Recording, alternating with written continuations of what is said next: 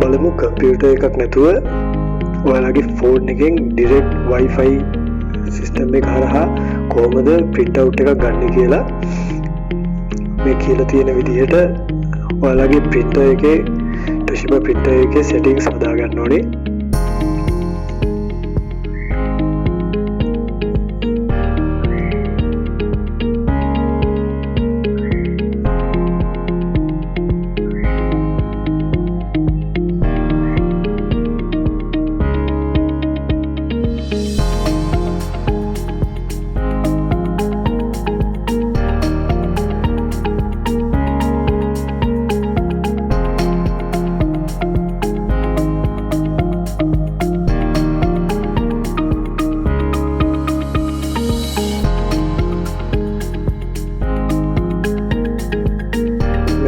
user function ගිහලා Wi-Fi direct settings යන්න අපහු.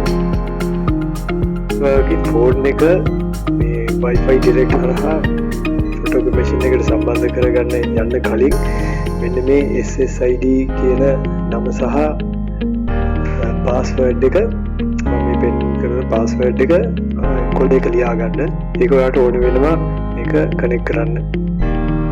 C connection එක හදනකොට ඔයාගේ ෆෝන් එක Wi-Fi direct හා සම්බන්ධ කරගන්න කියලා මැසේජ් එකක් එනවා. එන්න මෙතෙන්ට දෙන්න ඕනේ ඔයාලා ඉස්සෙල්ලා ලියාගත්ත password එක. මෙතන උඩින් පෙන්නනවා ඔයාගේ photocopy machine එක ෆෝන් එකට කනෙක්ට් වුණා කියලා මැසේජ් එකකින්.